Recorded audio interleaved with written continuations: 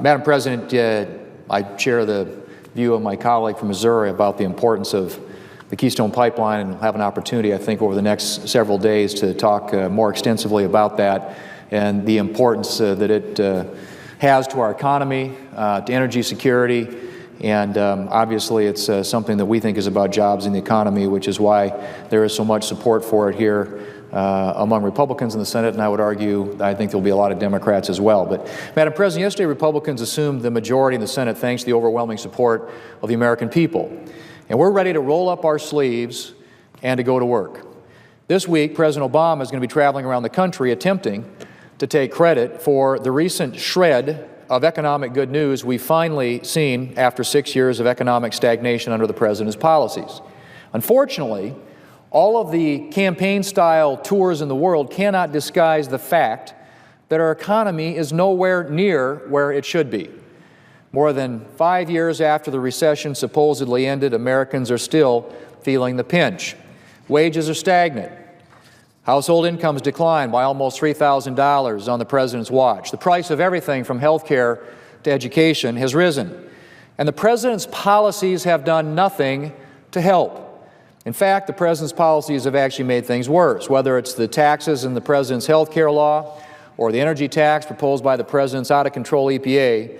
The President's policies have done nothing to help the economy. But there's reason for Americans, Madam President, to be hopeful. Poll after poll has demonstrated that the American people are concerned about jobs in the economy, and in the new Congress, Republicans are going to make jobs in the economy our priorities. We're committed to passing legislation that would help create jobs, grow the economy, and expand opportunities for struggling middle-class families. And we plan to get started right away. This week, the senior senator from North Dakota, Senator Hoeven, reintroduced legislation to approve the job-creating Keystone XL pipeline. According to the President's own State Department, this common-sense project would support more than 42,000 jobs.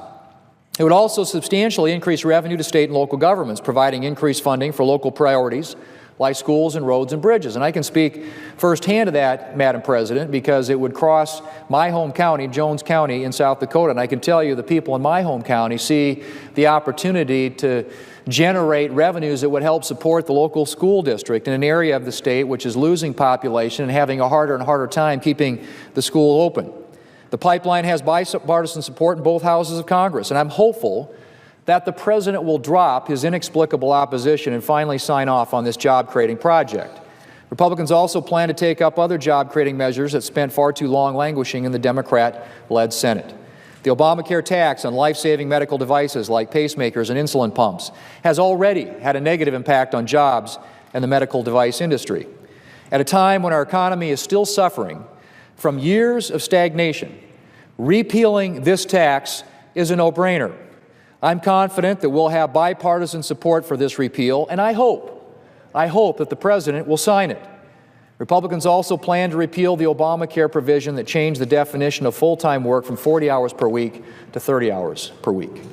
This provision is forcing businesses to reduce employees' hours and wages and hire part-time rather than full-time workers in order to comply with the Obamacare requirements. Millions of Americans who want full-time work are currently stuck in part-time jobs because they can't find anything else. The last thing the government should be doing is making it more difficult for employers to offer full-time positions. Another Obamacare provision that's making it difficult for employers to hire is the employer mandate. Later today, I'm going to introduce a bill called the HIRE Act, which would make it easier for employers to hire new workers by exempting Americans who've been unemployed for more than 27 weeks from counting as employees for whom a tax penalty must be paid by the employer under Obamacare's employer mandate. In addition to passing job-creating legislation, the new Republican majority is committed to increasing congressional oversight. The executive branch agencies have been out of control under the Obama administration. The President's EPA alone has proposed billions of dollars worth of regulations that will have a catastrophic effect on our economy and eliminate tens of thousands of jobs, if not hundreds of thousands of jobs. Just one of these regulations, the backdoor national energy tax on coal-fired power plants, would cause America's energy prices to soar and destroy families' livelihoods. In my home state of South Dakota, household energy prices could increase by as much as 90%.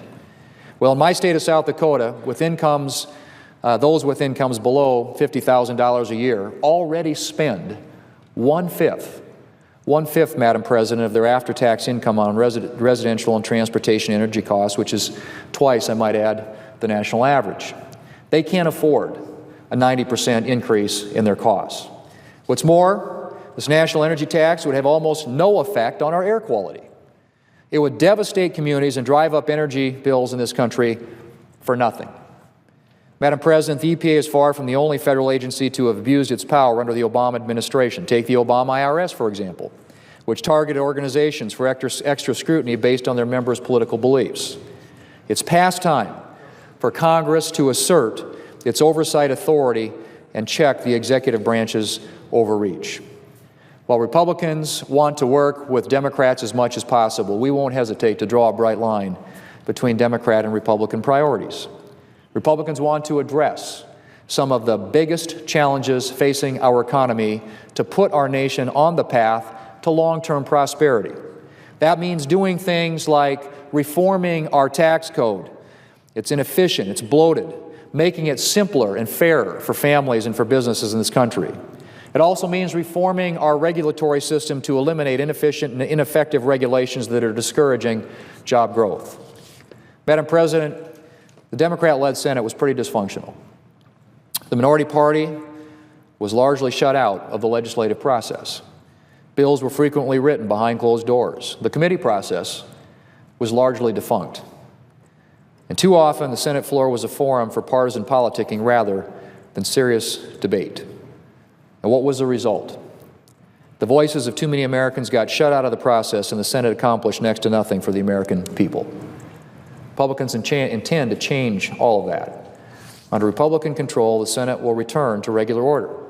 That means bills will once again be debated and amended in the open, in committee, before coming to the Senate floor. Once bills come to the floor, all senators, regardless of party, will have the opportunity to offer amendments and to fully debate legislation before it comes to a vote. The American people deserve a Senate that works, and Republicans intend to give it to them. Madam President, the American people have spent a long time struggling in the Obama economy, but they're about to get some relief. Republicans are determined to pass solutions that will help create jobs, grow our economy, and expand opportunities for American families. And Madam President, we hope that the Democrats here in the Senate and that the President will join us. Madam President, I yield the floor.